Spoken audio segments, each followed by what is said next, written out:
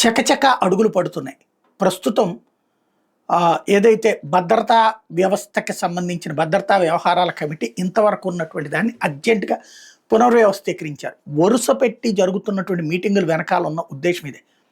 త్రివిధ దళాలు ఎవరిని వేసి రమ్మంటే వాళ్ళు నేసొస్తాయి, చూసి రమ్మంటే కాల్చొచ్చే రకాలు. అంతటి శక్తివంతమైనటువంటి బలగం మనది. ప్రపంచంలోనే అత్యంత స్ట్రైక్ రేట్ పర్ఫెక్ట్ ఉన్నటువంటి దేశం. ఎందుకంటే మిగతా దళాలు, అమెరికా దళాలు ఇట్లాంటి వాటికి అందరికీ వేరే వేరే దేశాలకు వెళ్ళి చేసి రావాలి యుద్ధం. కానీ రోజు యుద్ధం చేసేటటువంటి దేశం మనదే. తీవ్రవాదులతో, నక్సలైట్లతో, ఇట్లాగా రకరకాలు 24 గంటల పాకిస్తాన్ వాళ్ళతో ఉండేటటువంటి దరిద్రం ఎప్పుడూ ఉండేది. దానికి తోడుగా ఇక్కడ ప్రకృతి వైపరీత్యాల కారణంగా ఆ టైంలో వీళ్ళు పనిచేసేటటువంటిది, ఇవన్నీ కలిపితే నిరంతర అనుభవం ఉన్నటువంటి ప్రత్యేక దళాలు మన దగ్గరనే ఉంటాయి. వీళ్ళకి సంబంధించినంత వరకు ఇప్పుడు పూర్తి స్వేచ్ఛ ఇచ్చేశారు.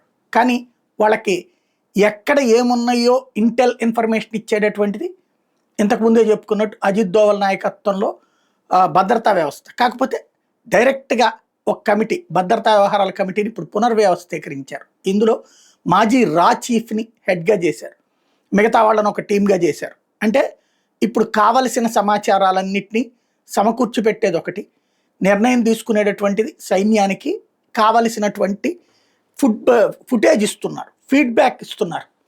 తద్వారా రాబోయేటటువంటి రోజులలో భారీ స్ట్రైక్స్ తప్పవని ఆల్రెడీ పాకిస్తాన్కి సంబంధించిన మంత్రులు వరుసపెట్టి ప్రెస్ కాన్ఫరెన్సులు పెట్టి మరీ చెప్తున్నారు. కాబట్టి జరిగిపోతున్నాయి, జరగాల్సినవి జరిగిపోతూ ఉన్నాయి, జరిగేది జరిగిపోతూనే ఉన్నాయి.